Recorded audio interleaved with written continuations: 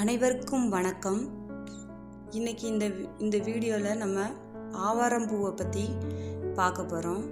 ஆவாரம் பூனாலே நம்மளுக்கு அதை பற்றின பயன்கள், அது நம்மளுக்கு எப்படி யூஸ் ஆகுங்க விஷயம் நிறைய பேருக்கு இன்னும் தெரியாமல் இருக்குது. இப்போ அதை பற்றி தான் நான் உங்களோட பகிர்ந்துக்க போகிறேன்.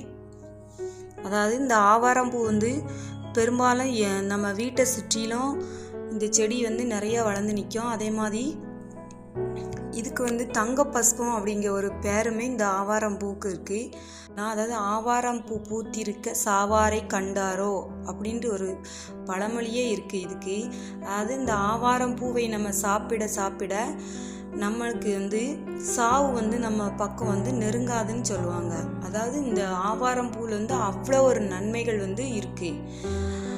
அதுக்கப்புறம் இந்த ஆவாரம் பூவை நம்ம எப்படி யூஸ் பண்ணணும்னா, ஆவாரம் பூ பெரும்பாலும் இந்த ரோட்டு ஓரங்களில், அப்புறம் குளத்தங்கரை சைடு, அப்புறம் நம்ம வீட்டை சுற்றிலும் இந்த பூ அதிகமாக பூத்திருக்கும். பெரும்பாலும் இது ஜனவரி பிப்ரவரி மாதங்களில் இதோட அந்த பூவோட பூக்கும் திறன் அதிகமாக இருக்கும். இந்த மாதங்களில் மற்ற மாதங்களில் இது பூக்கும், ஆனால் அந்த ஜனவரி பிப்ரவரியிலேருந்து அதிகமாக பூக்கும்.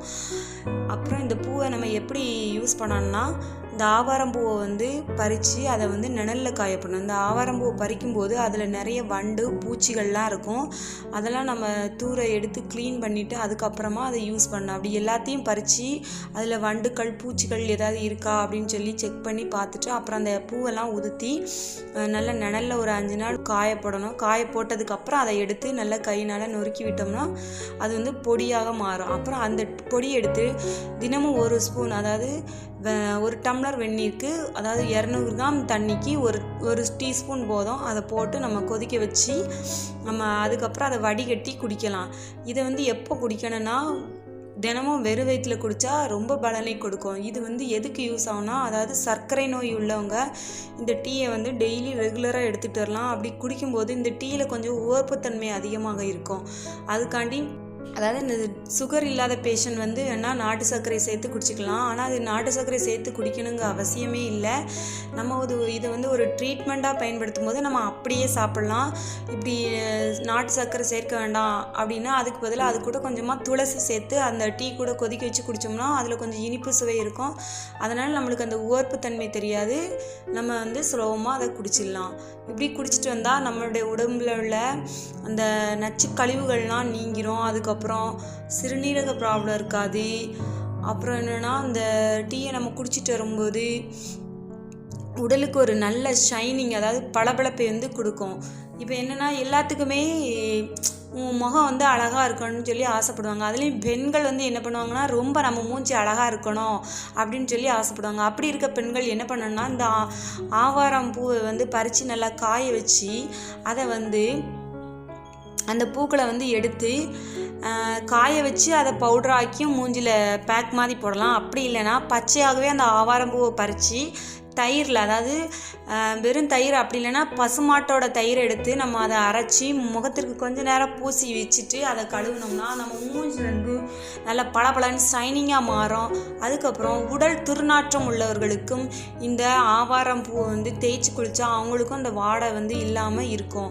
அதாவது இந்த ஆவாரம் பூக்களை நல்லா காய வச்சு அதை பொடி பண்ணி அதை நம்ம உடம்புக்கு தேய்ச்சி குளித்தோம்னா நல்ல ஒரு நறுமணமாக இருக்கும் நம்முடைய உடம்பு. அதுக்கப்புறம் இந்த ஆவாரம் பூ எதுக்கு பயன்படுதுன்னா, காய்ச்சல் சமயத்தில் நம்மளுக்கு பயன்படுது. இது ஒரு நம்மளுக்கு இப்போ என்ன காய்ச்சல், டைஃபாய்டோ மலேரியாவோ இல்லை சாதாரண வைரஸ் ஃபீவர், எந்த ஃபீவராக இருந்தாலும் அந்த டைமில் நம்ம என்ன பண்ணணும்னா, இந்த ஆவாரம் பூவை டீ மாதிரி பண்ணி நம்ம அதை எடுத்து உடம்புக்கு பருகும்போது நம்மளுக்கு நோய் எதிர்ப்பு சக்தி அதிகரித்து காய்ச்சல் விரைவில் குணமாக்கும். அதுக்கப்புறம் இன்னொன்று என்னென்னா, சிறுநீரக தொற்று, அதாவது நம்ம சிறுநீரகத்தில் அதிகமாக தொற்று இருக்குது அப்படின்னா இந்த டீயை நம்ம குடித்தோம்னா சிறுநீரகத்தில் ஏற்படக்கூடிய தொற்று சரியாகும். அதுக்கப்புறம் ஆண்குறியில் ஏற்படக்கூடிய அந்த எரிச்சல் சரியாகும். உடலை குளிர்ச்சியாக வைப்பதற்கு பயன்படுகிறது. அப்புறம் நம்ம தோலில் ஏற்படக்கூடிய அந்த வறட்சி தன்மையை நீக்கிறதுக்கும் இந்த ஆவாரம் பூ டீ பயன்படுகிறது. வயிறு சம்பந்தப்பட்ட பிரச்சனைகளை சரி செய்வதற்கு பயன்படுகிறது. அதாவது கல்லீரல்களில் இருக்கக்கூடிய அந்த நச்சுக்களை நீக்கி நம்மளுக்கு ஒரு பலத்தை கொடுத்துக்கிறது. அப்புறம் மஞ்சள் காமாலை நோய் வந்து ஏற்படாமல் தடுப்பதற்கு இந்த ஆவாரம்பூ பயன்படுகிறது.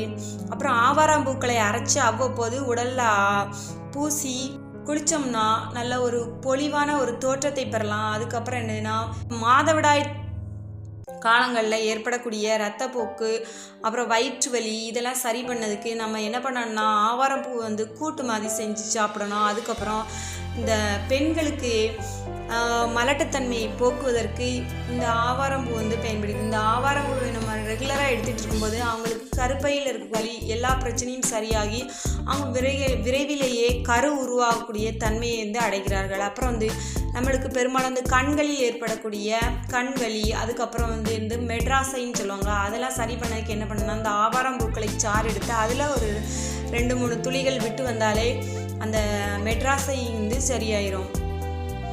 ஃப்ரெண்ட்ஸ், இந்த மாதிரி நிறைய பயன்கள் வந்து ஆவாரம்பூவில் இருக்குது.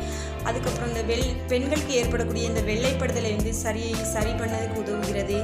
அப்புறம் வந்து இது வந்து ஒரு நல்ல கலரை வந்து கொடுக்கு. இப்படி நம்ம ரெகுலராக அந்த ஆவாரம்பூவை சாப்பிட்டோம்னா நம்மளுக்கு உடலில் நோய் எதிர்ப்பு சக்தியையும் அதிகரிக்கிறது. இதில் வந்து இவ்வளோ ஒரு பலன்கள் வந்து நிறையா கொட்டி கிடக்கு. இதை நம்ம வந்து தவற விடாமல் நம்மளுக்கு ஆவாரம்பூ கிடைக்கக்கூடிய சமயங்கள்லையும் சரி, அப்படி இல்லைன்னா நாட்டு மருந்து கரங்களில் அது ஒரு சூரணமாக கிடைக்கும். அதையும் நீங்கள் வாங்கி டெய்லி பயன்பெறுங்கள். நன்றி.